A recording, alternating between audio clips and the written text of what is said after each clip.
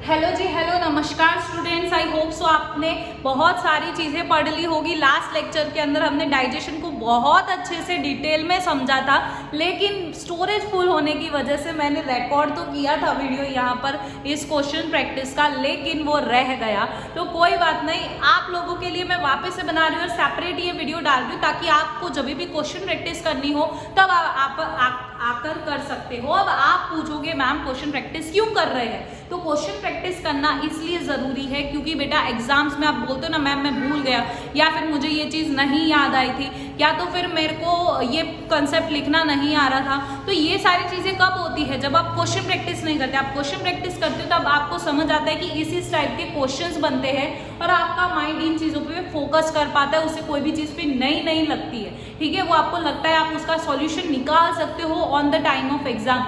इसीलिए question practice करना बहुत ज़्यादा इंपॉर्टेंट है फॉर योर बोर्ड्स। ठीक है, तो वही मैं आपको हर एक चैप्टर के साथ क्वेश्चन प्रैक्टिस करवाऊंगी। अभी हमने डाइजेस्टिव सिस्टम तक किया है, तो यहाँ पे मैं डाइजेस्टिव सिस्टम तक के क्वेश्चंस करवा रही हूँ, फिर हम और क्वेश्चंस करेंगे। ये समथिंग 50 क्वेश्चंस है। अब आप सोचिए कि हम चैप्टर खत्म होने तक कितने सारे क्वेश्चंस कर लेंगे और आपके लिए साइंस जो है वो काफी स्ट्रांग बन जाने वाला है with the science by Kashish ma'am. तो फटाफट से चैनल को सब्सक्राइब करना मत भूलिएगा और अपने फ्रेंड्स के साथ जरूर से शेयर कीजिएगा और लाइक तो जरूर से कर दीजिएगा अगर आपको सारी चीजें समझ आ रही है। तो चलिए स्टार्ट करते हैं हमारे आज सेशन के साथ। यहाँ पे आंसर लिखा हुआ है लेकिन आपको नहीं देखना है, मैं जो क्वेश्चन बोल रही हूँ उस पर ध्यान देना है और आपको खुद से आंसर देने की कोशिश करनी है मेरे आंसर देने से पहले। तो इससे आपको पता चलेगा कि मुझे कितनी चीजें आई, मुझे कौन सा कंसेप्ट नहीं आ रहा है, और वो सारी चीजें आपको यहाँ पे आज इस लेक्चर में समझ आएगा। तो वीडियो के एंड तक बने रहिएगा ताकि आपका जो ये सब्जेक्ट है साइंस जिससे आप डरते हो वो एकदम स्ट्रांग हो जाए। ओके, अब देखिए which of the following organism shows saprotrophic mode of nutrition. अब जब हम क्वेश्चन पढ़ते हैं, ये एमसीक्यूज है बेटा, एमसीक्यूज में तो आपको क्वेश्चन पढ़ते ही याद आ जाना चाहिए कि इसका आंसर ये होना चाहिए। आपको यहाँ पे ऑप्शंस रीड करने की भी जरूरत ना हो। ठीक है, तो आपको याद आ ही चुका होगा सैप्रोट्रॉपिक का मीनिंग क्या होता है। कभी आपको मैं ये एक टिप बता रही हूँ कि जब भी आप पेपर करते हो एमसीक्यूज वगैरह के अंदर, तो इस तरह की एक सर्कल कर लिया करो ताकि आपको पता हो कि मुझे इस चीज पे फोकस करना है, ये मेरा मेन पॉइंट है इस क्वेश्चन का।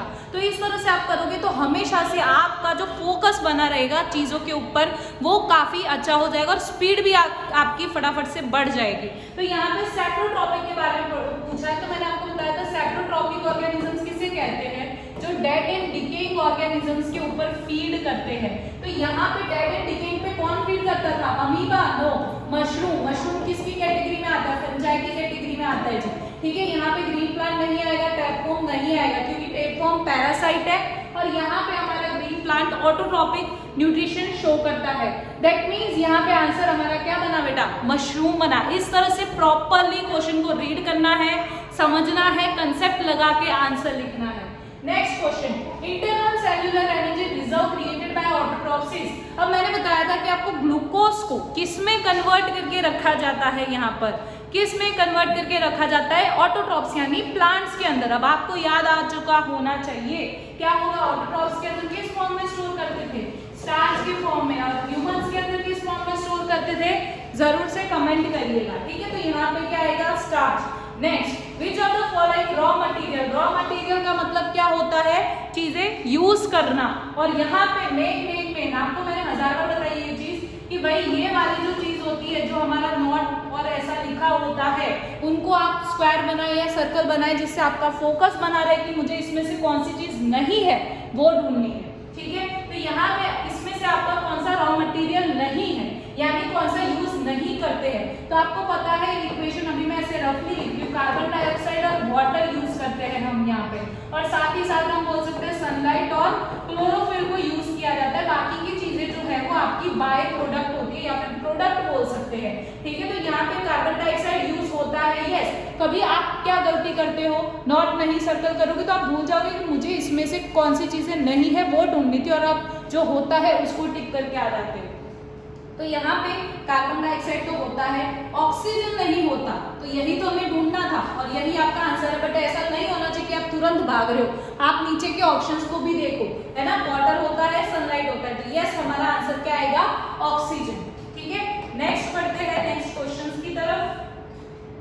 फोर्थ क्वेश्चन है, ओपनिंग इन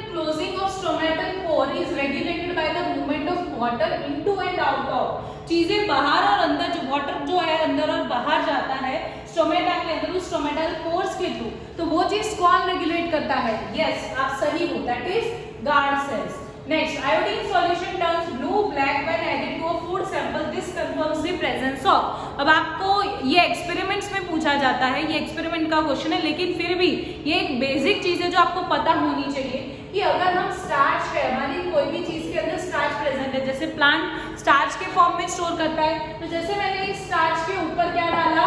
आयोडीन डाला। क्या डाला? आयोडीन डाला। और आयोडीन डालने पर जो भी स्टार्च का कलर होता है वो किस में चेंज हो जाता है?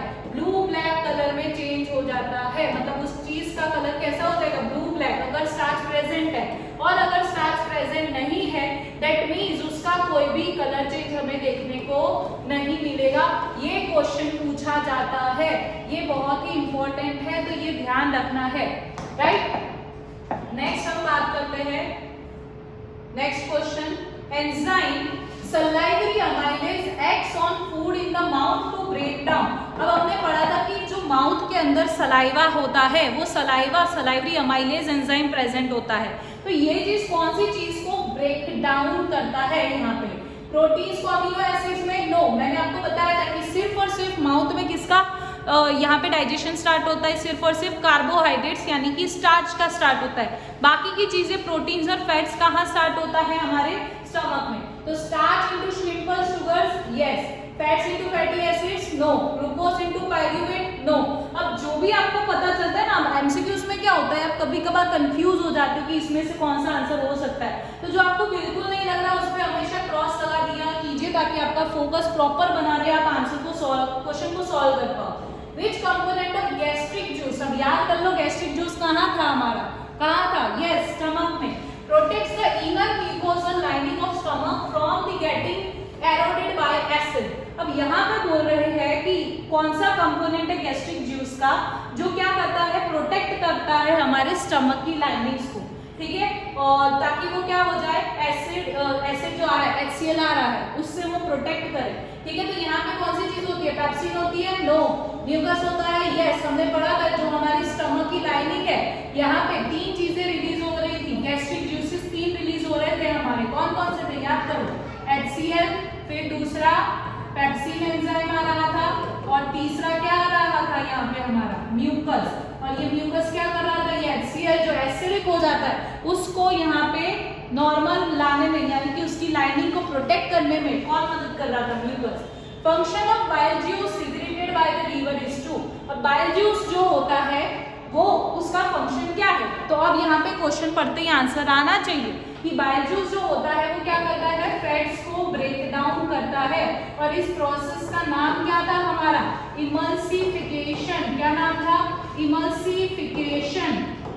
तो चलिए यहाँ आगे ध्यान देते हैं ऑप्शंस में। Digest proteins into peptones, no, proteins का कोई काम नहीं करता है। Create an acidic medium in the stomach, no, ये किसका नाम है? HCl का। Emulsify large fat globules and make the food alkaline, yes, this is your answer. Question ये ऑप्शन नंबर सी। बाकी स्टार्च को ग्लूकोज में नहीं कन्वर्ट करेगा, तो यहाँ आंसर क्या आएगा हमारा? ऑप्शन नंबर सी, कि वो बड़े फैट ग्लोब्यूल्स को किस में चेंज करता है? स्मॉलर फैट ग्लोब्यूल्स में। Next, trypsin and lipase. अब याद करो, पहले तो ये ट्रिप्सिन एंड लाइपेज आ कहां से रहे थे? पैंक्रियाटिक जूस में से। किसमें से आ रहे थे? पैंक्रियाटिक जूस में से, ठीक है। And are enzymes secreted by which organ into small intestine. अब देखो यही तो चीज पूछी थी और मैंने तो पहले ही आंसर आपको बता दिया, पैंक्रियाटिक जूस कहां से आएगा? पैंक्रियाज में से, तो यहाँ वही पूछा है। तो stomach no, liver no, pancreas yes, large intestine आएगा नो, ठीक है। तो इस तरह से आपको क्वेश्चंस को करना है। देख रहे हो कितने इजी क्वेश्चंस इजीली आपसे हो पा रहे हैं। Structural adaptations that increase the surface area. अब सरफेस एरिया बढ़ाने का काम आपको सीधे याद आ जाना चाहिए। यहाँ पे रैपिड एब्जॉर्प्शन ऑफ डाइजेशन है, यहाँ डाइजेशन में है। जैसे हम रेस्पिरेशन में जाते हैं तो वहां लंग्स में बताया हुआ है अबाउट द एल्वियोलाई, ठीक है। तो यहाँ पे एल्वियोलाई नहीं है, यहाँ पे डाइजेशन के बारे में पूछा है, और डाइजेशन में सरफेस एरिया कौन बढ़ाता है? विलाई बढ़ाता है, ठीक है। अब नेक्स्ट जो है हमारे questions that are on the 1-1। Name the process by which green plants manufacture their own organic food from simple material, जब आपको पता है कौन सी प्रोसेस से करेंगे, photosynthesis. What temporary finger like extensions, अब ध्यान रखना यहाँ पे फिंगर लाइक एक्सटेंशंस कहाँ पूछा हुआ है, अमीबा में पूछा है, ठीक है। तो अमीबा में कौन होता है यहाँ पर, स्यूडोपोडिया, है ना, बताया था ना आपको वो चीज, pseudopodia. Next, name the rhythmic wave like contraction and expansions of muscles along the alimentary canal that pushes food downward। अब मैंने आपको ये बताया था, ये चीज भी याद होनी चाहिए, रिदमिक वेव ये वाली कौन सी थी हमारी, पेरिस्टाल्टिक मूवमेंट, तो वही पूछा है आपको, पेरिस्टाल्सिस और peristaltic movement. Which enzyme present in gastric juice initiates the digestion of proteins। अब प्रोटीन्स के लिए स्टमक में कौन आता है, तीन चीजें आती है, HCl, पेप्सिन एंड तीसरा म्यूकस। तो यहाँ पे कौन बचा, पेप्सिन, तीसरे प्रोटीन, तो प्रोटीन डाइजेशन कौन कर रहा है, pepsin. Name the longest highly coiled, अब आप लॉन्गेस्ट सुन के लार्ज इंटेस्टाइन लिख देते हो, दैट इज टोटली रॉन्ग, क्योंकि हमारी जो स्मॉल इंटेस्टाइन है वो काफी कॉम्पैक्ट वे में यहाँ पर प्रेजेंट है। लार्ज इंटेस्टाइन जो है वो इस तरह से ओपनली प्रेजेंट है। तो हमें ऐसा लगता है कि लार्ज इंटेस्टाइन बड़ी होगी, स्मॉल इंटेस्टाइन छोटी होगी, नहीं, स्मॉल इंटेस्टाइन बड़ी होती है। अब स्मॉल नाम क्यों रखा, क्योंकि वो दिखने में ऐसा लगता है कॉम्पैक्ट फॉर्म में है और इसीलिए वो छोटी दिखती है, स्मॉल इंटेस्टाइन नाम है, ठीक है, लेकिन है वो बड़ी, तो आंसर क्या आएगा, small intestine. Which specific type of heterotrophic nutrition involves it ingesting solid food materials and digesting inside the body. यही है, हम जो ऑर्गेनिजम्स है वो कैसे, होलोजोइक मोड है। होलोजोइक यानी कि हम खाना अंदर लेते हैं, देन जो फूड पार्टिकल्स जो डाइजेस्ट हो गए और उसमें से जो वेस्ट बचा उसको इजेक्ट करते हैं, इजेशन, ठीक है, तो that is a holozoic mode of nutrition. Name the green pigment, green pigment नाम आते ही याद आ जाना चाहिए, that is chlorophyll. What, where is the bile juice temporarily stored. अब देखो ये आया यहाँ पे, आप स्टोर सुन के कभी भी लीवर मत लिखना, क्योंकि लीवर में बाइल जूस बनता है, लेकिन स्टोर कहाँ होता है, गॉल ब्लैडर में, ठीक है, गॉल ब्लैडर याद है ना, ये था हमारा लीवर और लीवर में ये था हमारा गॉल ब्लैडर।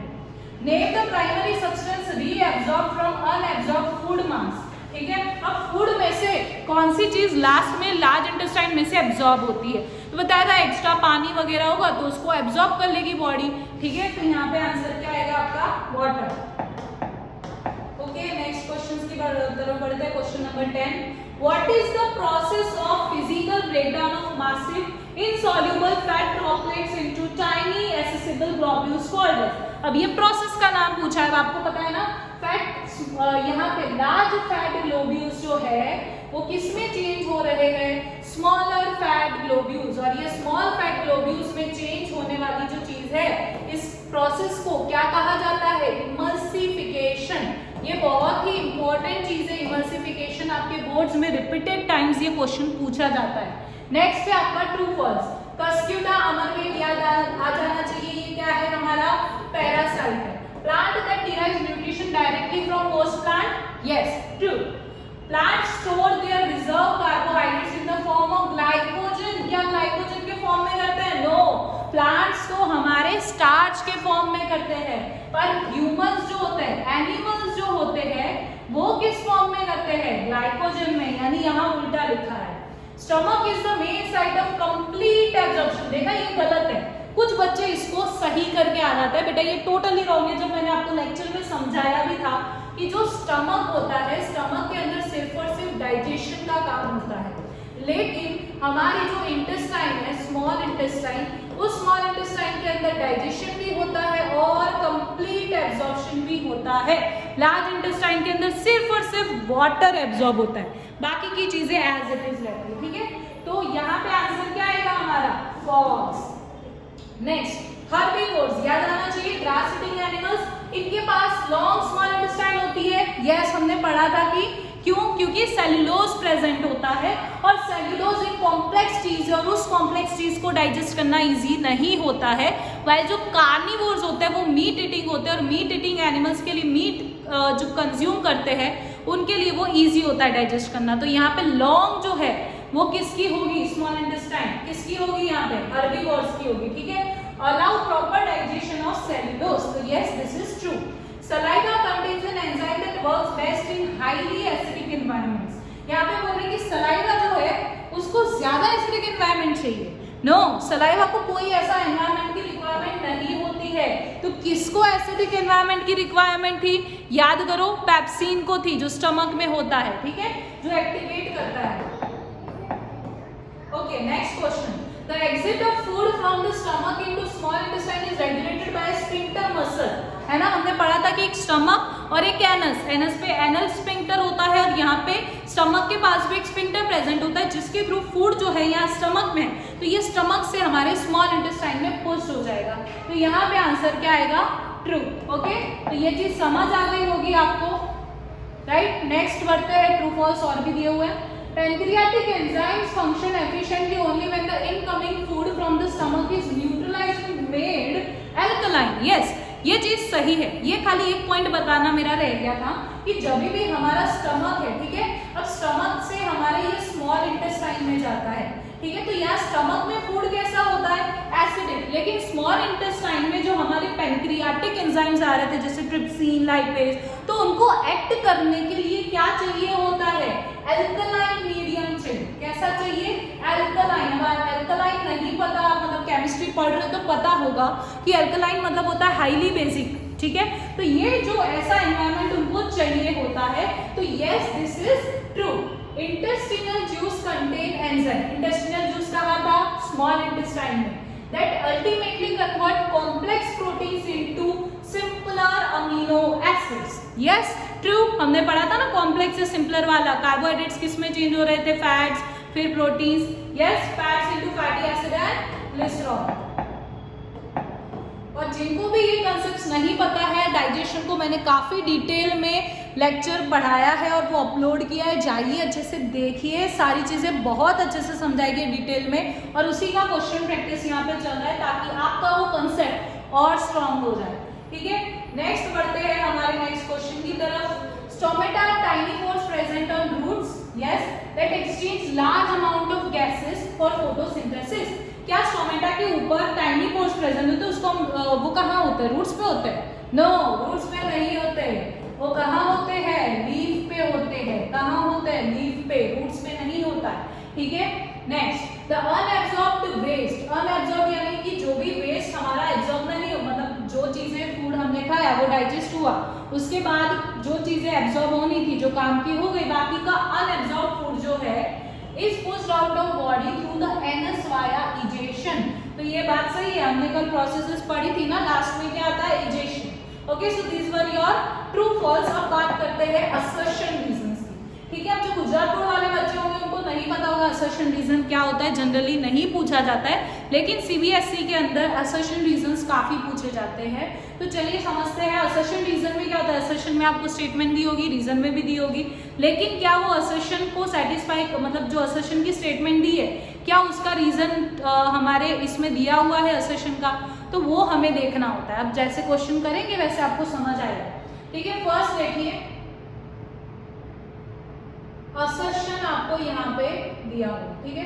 फर्स्ट क्वेश्चन है, the inner lining of stomach is heavily protected by a thick layer of mucus. क्या ये बात सही है? यस, सही है। म्यूकस जो होता है वो स्टमक की लाइनिंग को प्रोटेक्ट करता है। Next, hydrochloric acid produced by gastric glands creates an aggressive corrosive acidic medium. सही बात है ना। तो यहाँ पे असर्शन भी सही है, रीजन भी सही है, लेकिन आप अगर देखोगे तो म्यूकस की जो स्टेटमेंट दी हुई है उसको ये रीजन सेटिस्फाई कर रहा है। दैट मीन्स यहाँ पे असर्शन रीजन दोनों ही सही है और रीजन जो है वो सेटिस्फाई कर रहा है हमारे असर्शन को। तो बोथ स्टेटमेंट्स आर करेक्ट, ठीक है। यहाँ पे आप देखो, ये रहा ऑप्शन नंबर ए, यहाँ पे दे रखा है, ये रहा option number A. Both A and R are true and R is the correct explanation of A. R जो है वो ए असर्शन की स्टेटमेंट का करेक्ट एक्सप्लेनेशन है।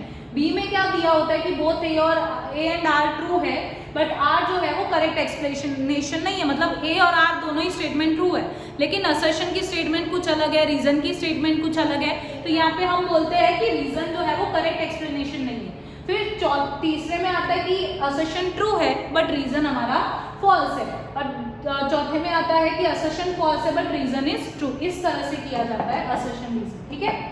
तो अब देखते हैं थर्ड नंबर का क्वेश्चन।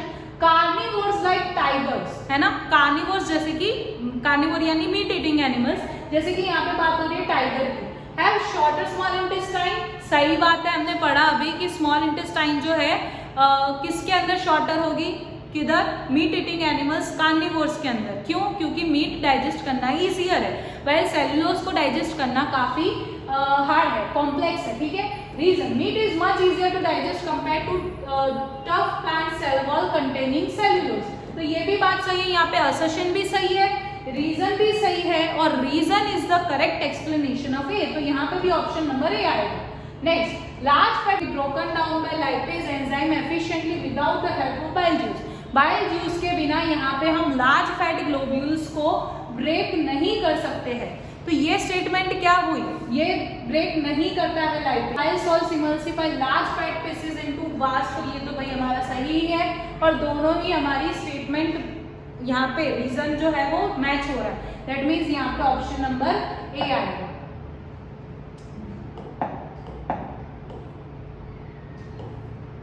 ओके, नेक्स्ट फिफ्थ है, photosynthesis is a single step reaction. क्या ये सिंगल स्टेप रिएक्शन है? नो, मल्टीपल स्टेप रिएक्शन है।